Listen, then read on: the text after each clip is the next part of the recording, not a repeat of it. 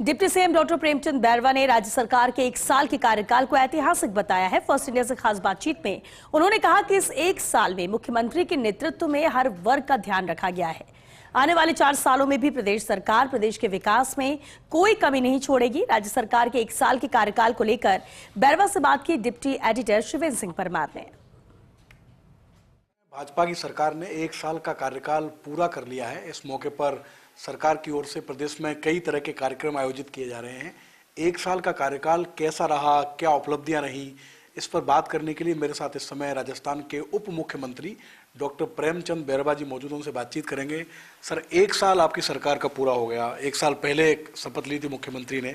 आप कैसे देखते हैं इस 1 साल के कार्यकाल को?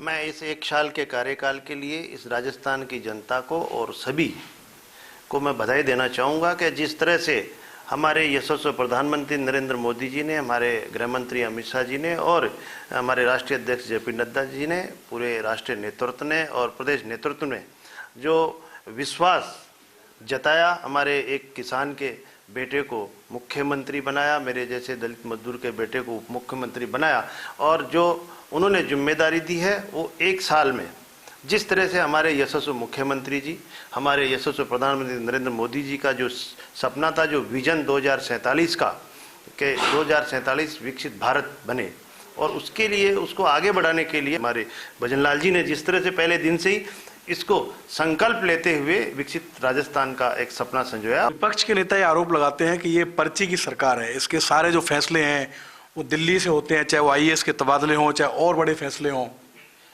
देखिए, विपक्ष कुछ भी कहे, विपक्ष बिना विजन और बिना समझ की बातें कर रही है कि जिस तरह से उनके पास पिछले 5 साल जब कांग्रेस की सरकार यहाँ राजस्थान में रही थी और उन्होंने हमारे युवाओं से झूठ बोल के कि हम रोजगार देंगे, किसानों से कहा हम आपका कर्जा माफ़ करेंगे, हमारे युवाओं और दलितों के लिए, यो पिछड़ों के लिए हम एक कार्य योजना बना के उनको आगे बढ़ाएंगे।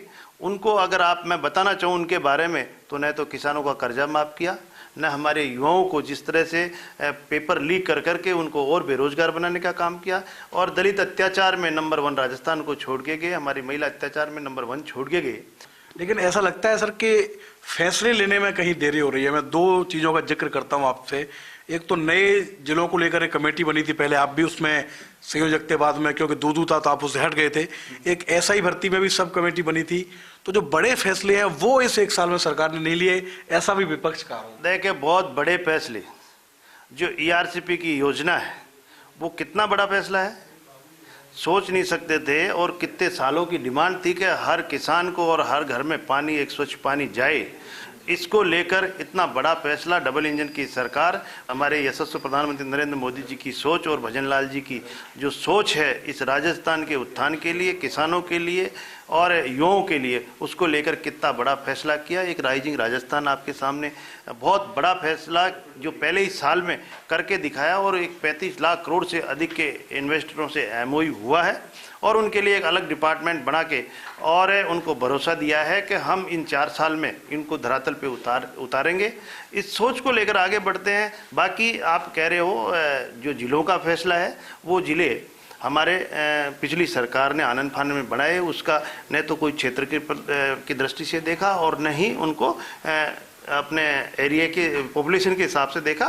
तो उनकी समीक्षा हमारी कमेटी बनी हुई है, समीक्षा करके निश्चित रूप से जो जनता के हित में जो होगा वो हमारी भारतीय जनता पार्टी की सरकार, हमारे भजनलाल जी की सरकार करेगी। आपसे जुड़े हुए जो विभाग हैं बैरवा साहब, चाहे वो उच्च शिक्षा विभाग हो, चाहे वो परिवहन विभाग हो, चाहे वो आयुर्वेद विभाग हो, इन विभागों में बीते 1 साल को आप किस तरीके से देखते हैं? क्या आपने जो शुचिता का मॉडल लाने की बात की थी इन विभागों में लागू हुआ है? देखिए, जिस तरह से मेरे विभागों में, जिस तरह से हायर एजुकेशन में मैंने एक पहली बार ऐसा हुआ होगा जो 1 जुलाई को ही मैंने कॉलेज प्रारंभ कर दी थी और जिस तरह से वो आनन फानन में जिस तरह से कॉलेज खोले बिना स्टाफ के, वहाँ भी मैंने विद्या संबल के तहत स्टाफ की पूर्ति करके और उन बच्चों को उनकी स्टडी नियमित रूप से चालू करने का प्रयास किया है। साथ ही हम राष्ट्रीय शिक्षा नीति को ज़्यादा से ज़्यादा लागू हो, हमारे बच्चों के शिक्षण में हम स्किल को भी साथ में जोड़ें ताकि हमारा बच्चा एक पढ़ लिख के भी बेरोजगार नहीं रहे, वो अपना स्किल में जाकर कहीं ना कहीं वो जॉब लगे, और जॉब लगे ही नहीं, जॉब देने वाला भी हो, इस तरह का